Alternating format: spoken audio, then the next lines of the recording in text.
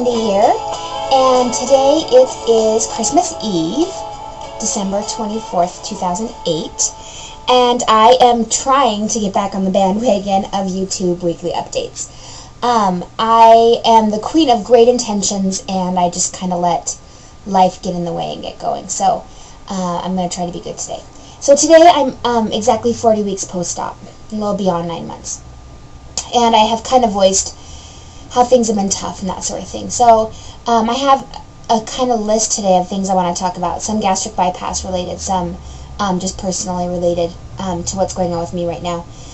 First, I just want to kind of wish everybody a Merry Christmas and a great holiday season. And in my last video, I talked about kind of being having some darkness and that kind of starting to lift.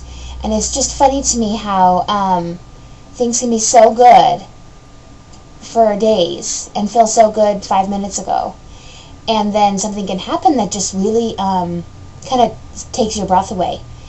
And so my papa passed away, my grandfather, on Thanksgiving, and today has been a lot harder than I thought it would be.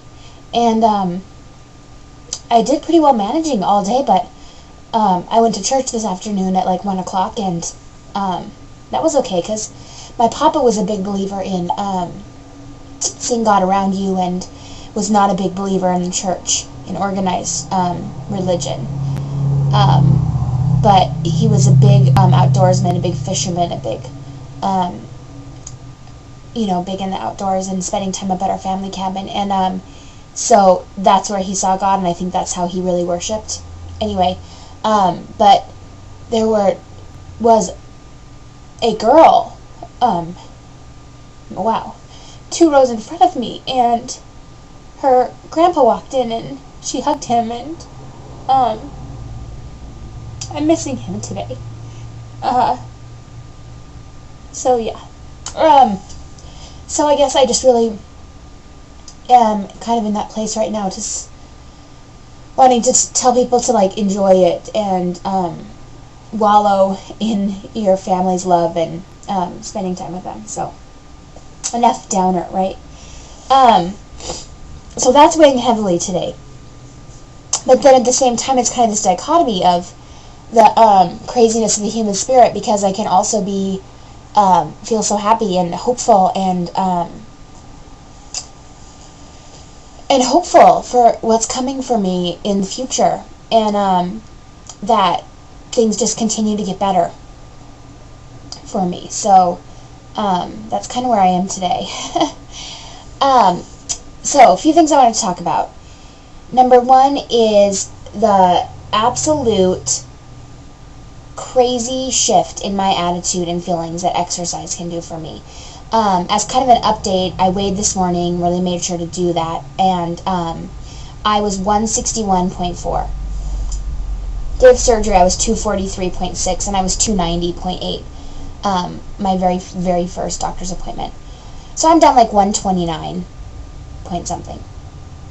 And if you go back, I've been right in the low 160s since the beginning of September. And I'm really kind of frustrated with that. However, my body's getting smaller. I'm toning, and so I can like rationally accept that my weight isn't changing. But for me, exercise is the thing that totally takes care of me mentally and emotionally. And since Thanksgiving, since my grandfather's passing, I've really kind of let that go. And then also eating sweets doesn't help either in the holiday season. So in the last few days, I've gotten in some really good workouts, and it really, really helps. So I think that all of us know that exercise is so important, and if you are struggling like me with emotional issues, that might be something that I could recommend to you to try. I'm saying a lot. Sorry. It just keeps coming out. I'm trying to get my emotions together and stop being having it be so right up there. So that wasn't my point of my video today. So yeah, try exercise. It helps me, and there's another So if you know me and I'm complaining or whining or crying, odds are the next words I need to hear are, have you been working out lately? And that would probably help. So yeah. The next thing I wanted to talk about was birth control, because I don't know, and maybe I wasn't tuned into it since it wasn't an issue for me yet, but post-op, it's been an issue, because now that I'm losing weight, I'm feeling more comfortable about my body. Men are attracted to me, and I feel attractive, and so I'm kind of venturing out there into the physical world that I really haven't been part of for a long, long time. So I recently went to the doctor, and my surgeon, from the beginning has really stressed the importance of being on birth control and 2 forms and yada, yada, yada. So went to the gyno, and as lots of you know, or maybe you don't know, oral is not an option, an oral birth control, because of the rerouting of my insides, that I just won't properly absorb it. So I'm just going to kind of tell you what I'm doing, and maybe some of you have other ideas or have other methods you're using that can help too. My doctor told me that I should either be on the patch or on Ortho Evra, the ring. It's like a plastic ring, like that big, I think. Yeah, because I got to see it and feel it. And that an IUD would not be appropriate for me since I haven't had children. I hear conflicting reports on that, but I was okay going with one of those two. Now, both of them are very expensive forms of birth control. When you figure that it's monthly and ongoing, an oral can be in the range of about $20, depending on which one you get. And these, I don't know how much they are retail if you don't have insurance, but for me, my out-of-pocket is around $55. So that's kind of a lot for a monthly expense like birth control. But I decided that it was something that was important to me. So I started on the patch, and I don't know, I've never had a patch before, and it's interesting, having that stuck there. You put it, I guess if you want more information and want to know what I'm doing and how it's working for me, you can message me or whatever. I won't go into all the dirty details, but yeah, I started that. What else? Oh, the baby itch.